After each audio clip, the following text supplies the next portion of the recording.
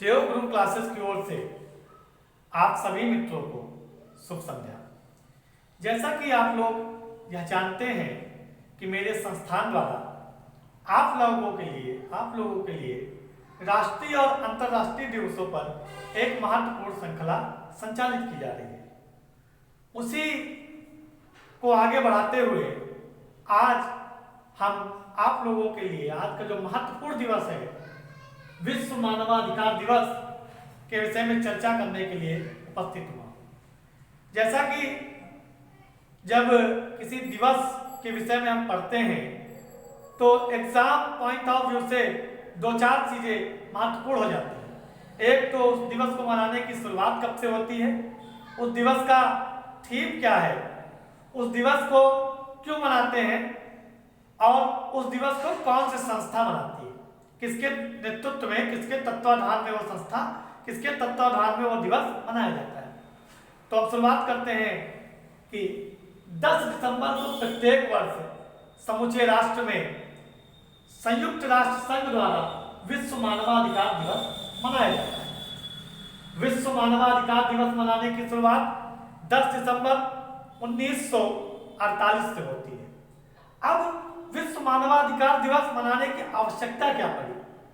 तो जैसा कि हम जानते हैं, जब द्वितीय विश्व युद्ध खत्म होता है तो संपूर्ण विश्व उसकी जनहानि और धन हानि को आकलन करते हुए यह निर्णय लेता है कि कोई एक ऐसी संस्था का निर्माण किया जाए जो संपूर्ण देशों के बीच मध्यस्थता करे और जो विवाद उत्पन्न हो उसका निपटारा करे।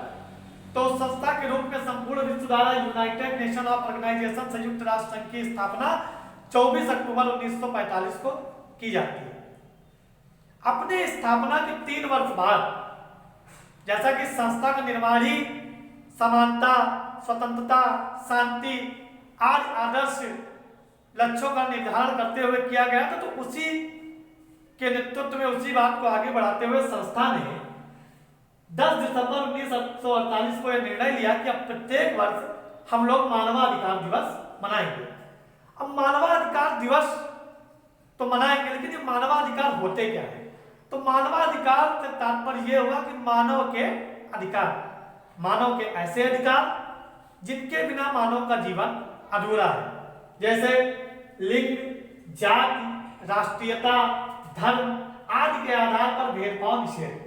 मानवाधिकार के अंतर्गत यह रखा गया कि किसी भी व्यक्ति के साथ लिंग, जाति, रंग, राष्ट्रीयता, नस्ल, आर्थिक स्थिति, सामाजिक स्थिति आदि अन्य विषयों के संक्षेप में किसी भी प्रकार का हम लोग उनसे भेदभाव नहीं करेंगे। और ये बात सभी राष्ट्रों पर लागू होती है। जैसे उदाहरण के लिए आपको बताएं कि अगर हम किसी प्लेन से सफर कर रहे हैं, मान लीजिए कोई व्यक्ति भारत से अमेरिका जा रहा है और वो जब प्लेन पर बैठता है तो उसके बगल में कोई ऐसा व्यक्ति बैठता है जो यूएसए का आदमी है, जो गोरा व्यक्ति है, और भारत का व्यक्ति जो है वो सांवला है।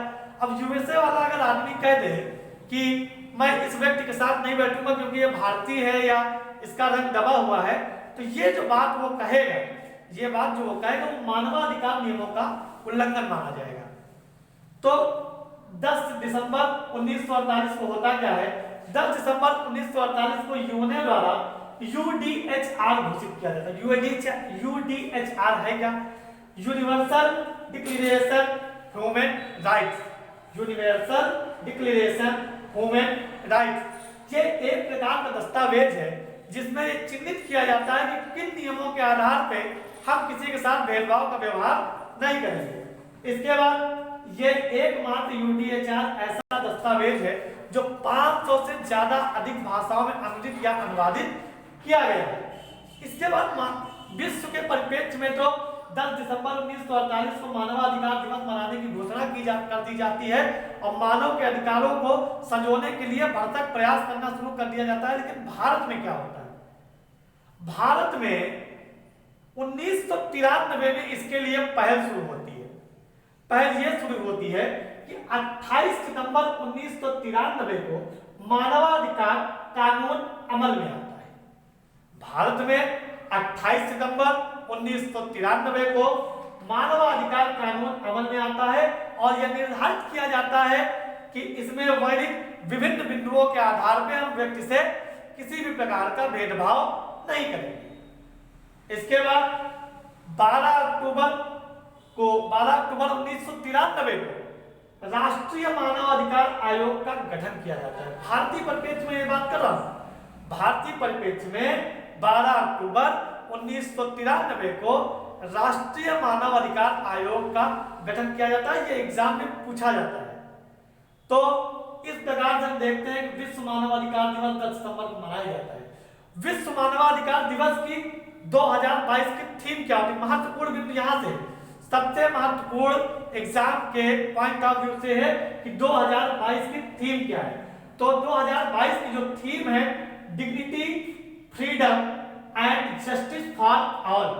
इस वर्ष की जो थीम है dignity, freedom and justice for all.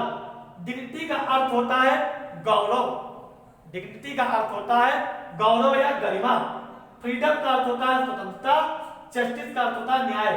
तो हम आपको गरिमा के विषय में कुछ बता रहे। डिग्निटी का जो अर्थ होता है गरिमा, गरिमा का अर्थ होता है हिंदी में, गरिमा भी एक हिंदी का शब्द है, लेकिन चूंकि एक क्लिष्ट भाषा में आप लोगों का इसका अर्थ नहीं पता होगा, तो गरिमा का अर्थ होता है महत्व। हम लोग विश्व में एक दूसरे को महत्व प्रदान करेंगे, एक दूसरे को निगलेक्ट नहीं करेंगे, इग्नोर नहीं करेंगे, सबका बराबर सम्मान किया जाएगा। फ्रीडम, फ्रीडम का अर्थ होता है स्वतंत्रता। इसका तात्पर्य यह हुआ कि आपको पढ़ने का, व्यवसाय करने का, भ्रमण करने का, इन सब चीजों का नियमों के अनुसार छूट प्राप्त है।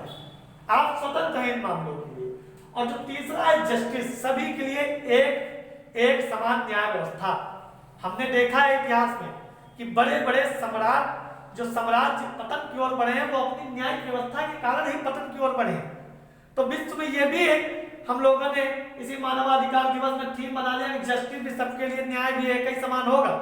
न्याय में किसी भी प्रकार का भेदभाव नहीं किया जाएगा कि ये यूएसए का आदमी है इसके लिए अलग प्रावधान होगा, ये इंडिया का आदमी इसके लिए अलग प्रावधान होगा।